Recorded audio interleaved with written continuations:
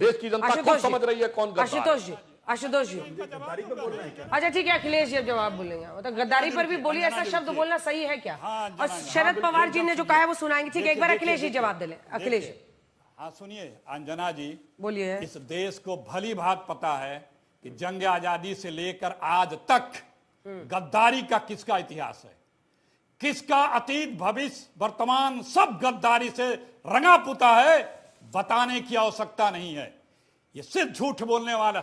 इतना झूठ बोला भी गिना रहा हूं। जो बॉन्ड था वो मात्र 3 लाख करोड़ रुपए का था, और वो भी अब मैं साबित कर रहा हूं। जो बताए हैं कि बॉन्ड लिया था वो मात्र 3 लाख करोड़ था, और वो भी कांग्रेस ने चुकता किया। 1-1.5 साल में चुकता हो गया। हर सरकारें बॉन्ड लेती रही हैं, और आपने केंद्र ने 3 बार एक्साइज ड्यूटी बढ़ा करके, एक्स्ट्रा एक्साइज ड्यूटी बढ़ा करके 11 सालों में, चुनौती के साथ बोल रहा हूं, 44 लाख करोड़ रुपए आपने उससे कमाए हैं, और वो लाभ जनता को नहीं दिया है। ठीक है, दूसरी और इत्तेफाकन वही ग्राफिक्स इस वक्त चल रहा है। एक सेकंड सुधांशु जी, ये हमने नंबर्स कल ही ब्लैक एंड व्हाइट में दिखाया था। जब तेल कंपनियों का 4 साल का मुनाफा था इतना, तब तो देखिए ये मुनाफा है उनका, और ये करोड़ रुपए में है। नीचे का टिकर हटाइए, हाँ ये देखिए। तब तो आपने कंज्यूमर को पास ऑन नहीं किया ना, ये सवाल तो आज बन रहा है ना। इसकी जो 3,63,209 करोड़ रुपए, वही तो मैंने बताया। 3 लाख करोड़ 42 लाख करोड़ एक्स्ट्रा सुधांशु जी से पूछ रही हूँ ना कि इसका हिसाब भी आप ही दीजिएगा। मुझे समय दी, सुधांशु को सिर्फ समय देंगे क्या? वो दे रहे हैं, मुझे समय दीजिए। नहीं ठीक है, दे रहे हैं। चलिए इस बार बाद में बोलिएगा सुधांशु। चलिए बोलिए बोलिए। मैंने तो वो बता दिया आपको अंजना जी कि मात्र 3 लाख। ठीक है, इनको अरमान निकालने दीजिए। मैंने तो आपको बता दिया कि आदमी कितना झूठा। आपने भी साबित कर दिया कि वो बॉन्ड मात्र 3 लाख करोड़ रुपए का था। नहीं, मैंने ये कहा साबित किया एक्स्ट्रा कमाए हैं। जो एक्स्ट्रा कमाई है वो बताया ना ग्राफिक्स में। एक्स्ट्रा तेल कंपनी का 4 साल का मुनाफा देखिए। अब देखिए, जिस मुस्लिम लीग की बात करते हैं, उस मुस्लिम लीग के साथ इन लोगों ने 3 राज्यों में सरकार बनाई थी और फ्रीडम फाइटरों के मुखालफत की थी। अच्छा इतिहास याद दिलाया खुद को। ये वो मुस्लिम लीग नहीं है। हमारे पार्टी में 664 एमएलए हैं, जिसमें मात्र 12% अल्पसंख्यक हैं। मात्र 12%, सिर्फ 12%। तीसरी बात जो आप बताते हैं, कांग्रेस को बोलना कि माओवादी है, मुस्लिम लीगी है। अरे आपके अभी आरएसएस के नंबर 2 ने क्या कहा पाकिस्तान को? क्लीन चिट दिया ना, भूल गए सारा कुछ। आपके रक्षा मंत्री ने विदेश में जाके किसको क्लीन चिट दिया? क्या बोला था? क्या बोला था? अरे सर आप बहुत टाइम लेते हैं, इतना सवाल क्यों नहीं कर देते हैं? जल्दी जल्दी बोलिए ना अपनी बात। अखिलेश जी आप लौट रहे हो सेकंड राउंड में। नहीं, अब सुधांशु जी नेक्स्ट राउंड में। सुधांशु जी नेक्स्ट राउंड में जवाब दीजिएगा। आशुतोष जी और संगीत जी के पास आ रहे हैं। आशुतोष जी, गद्दार बोलना क्या ठीक है? शरद पवार जो कह रहे हैं, एक बार सुनाने को कहा जा रहा है, सुन लीजिए क्या कहा है शरद पवार। नरेंद्र मोदी देशाचे प्रधानमंत्री आहेत, काही राजकीय विचाराच्या संबंधी आमची त्यांची भूमिका ही वेगळी असू शकते, पण आज भारताच्या बाहेर देशाची प्रतिष्ठा जपण्याचं काम मोदी करतात ही गोष्ट आपल्याला दिसून चालणार नाही. तिथं देशाची प्रतिष्ठा जिथे तिथं राजकीय मंत्री हे करायचे नाही. चलिए आशुतोष जी से पर शुरुआती रिएक्शन में लेना चाहती हूं, क्योंकि मतलब पीएम के खिलाफ आपको ये करना है तो इस सारी की सारी भद पिटवाने के लिए पूरा सोशल मीडिया पर जो लिख सकते हैं अनाप शनाप सब लिखना है इसी में, जब पीएम बाहर है। पीएम कहीं भी हो, प्रधानमंत्री नरेंद्र मोदी जी ने मनमोहन सिंह के बारे में क्या बोला था, वो भी प्रधानमंत्री रहते हुए बोला, तो उस डिबेट में नहीं जाए तो अच्छा है। हमने तो वो दिन भी देखा है जब अरविंद केजरीवाल मुख्यमंत्री रहते उनको अर्बन नक्सल बोला था और जंगल में जाना चाहिए, और केजरीवाल ने साइकोपैथ लिखा था। बिल्कुल बोला था, लेकिन उसके पहले शुरुआत कहीं और से हुई थी। खैर इस डिबेट में मत जाए, क्योंकि भाषा का स्तर इतना नीचे गिर चुका है, कोई पार्टी उससे छूती नहीं। अगर संसद के पटल अगर किसी मुस्लिम सांसद अगर कटुआ बोला जा सकता है, माफ करिएगा मैं शब्द का इस्तेमाल कर रहा हूं ना, माफ, बट ये बोलना चाहिए। और उसके उस सांसद के खिलाफ भारतीय जनता पार्टी ने कोई कार्रवाई नहीं की है, तो फिर कुछ भी नहीं कह सकते। अब मैं ऑयल बॉन्ड की बात हो रही थी, कितना ऑयल बॉन्ड का टोटल कितना था? 3,23,000 करोड़, इतना ही था ना, जिसे प्रिंसिपल अमाउंट कितना था? 1,53,000 करोड़, 1,53,000 करोड़, और उसका इंटरेस्ट भी इतने तरीके के आसपास था। तो आप 4 लाख करोड़ वसूल लेते, 5 लाख करोड़ वसूल लेते, 44 लाख करोड़ रुपए वसूले जा रहे थे सिर्फ। और उसके बाद ऑयल बॉन्ड का जिक्र किया जा रहा है। मुझे लगता है कि सरकार को जो सबसे बड़े सवालों का जवाब देना चाहिए वो ये है कि जब $30 पेट्रोल मिल रहा था अंतर्राष्ट्रीय मार्केट में, तब भी हिंदुस्तान का नागरिक 90 रुपए पेट्रोल क्यों दे रहा था?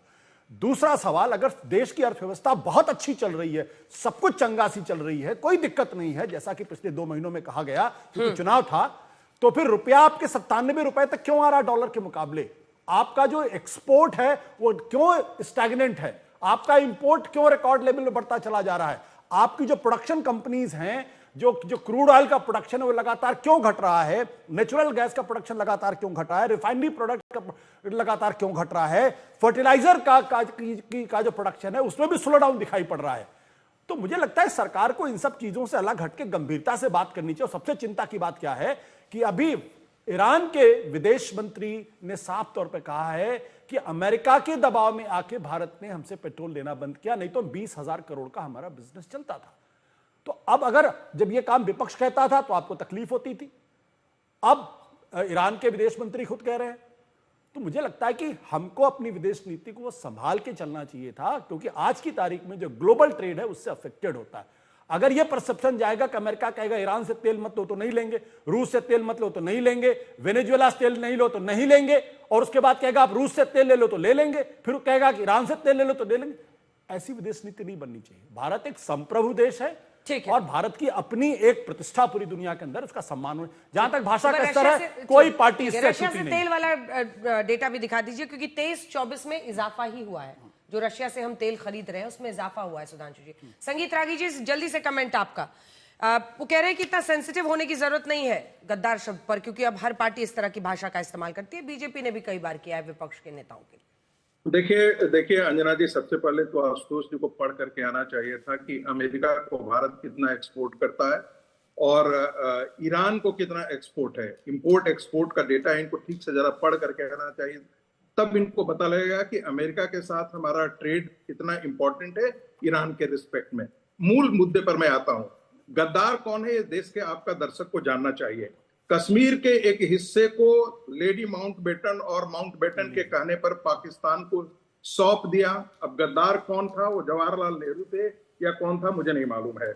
चीन को 38,000 किलोमीटर प्लस 5,180 स्क्वायर किलोमीटर। आप ये सबूत देंगे क्या कि माउंटबेटन कहने पे किया था? आप सबूत देंगे संगीत रागी, या आप झूठ बोलेंगे बैठ के? आप सबूत देंगे? इतिहास का एक किताब बता दिए जहां ये लिखा हो, एक किताब, एक किताब। लॉर्ड माउंटबेटन का लेटर। नहीं, मैं एक किताब पूछ रहा हूं आपसे संगीत रागी, आप पढ़े लिखे आदमी, आप प्रोफेसर हैं, एक किताब बता दिए जहां लिखा, एक हिस्टोरियन बताइए जिससे लिखा है, या सिर्फ राष्ट्रीय चैनल पे आके सिर्फ झूठ बोलेंगे आप? एक किताब बताइए, कोट वन हिस्टोरियन। 1948। अरे कोट वन हिस्टोरियन, हवा में बातें मत करिए, आप पढ़े लिखे आदमी हैं। अच्छा, वही बता रहे हैं, सुनिए। बोलिए किताब का नाम बताइए, हिस्टोरियन का नाम बताइए। 15 अगस्त 1948 को लॉर्ड माउंटबेटन का लेटर है। अरे किताब बताइए भाई, लेटर वेटर कुछ मत बताइए हमको, हिस्टोरियन का नाम बताइए जिसने ऐसा कहा है। दूसरा उस पे जूम पे है, दीजिए, आगे बोल देने जल्दी। नहीं बता पाए ना आप। बस 5,180 स्क्वायर किलोमीटर चीन को हाथों में जाने देना। देश के साथ गद्दारी किसने किया ये बताने की जरूरत। सिक्योरिटी काउंसिल भारत में परमानेंट मेंबरशिप भारत के साथ 2026 में आई है महाराज।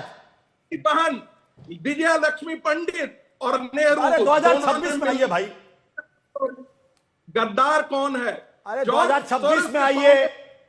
आप स्टूडियो में बैठने का फायदा ना उठाएं। अरे किस को जान, वो कौन नेता था जिसको मुखबिरी के आरोप में पकड़ा गया था, मालूम है ना आपको? नाम बताऊं मैं? साथ बैठ का नाम बताऊं मुखबिरी के आरोप में जो पकड़े गए थे? जूम पे उनकी आवाज भारत विरोधी देश को पता होना चाहिए कि गद्दार कौन है।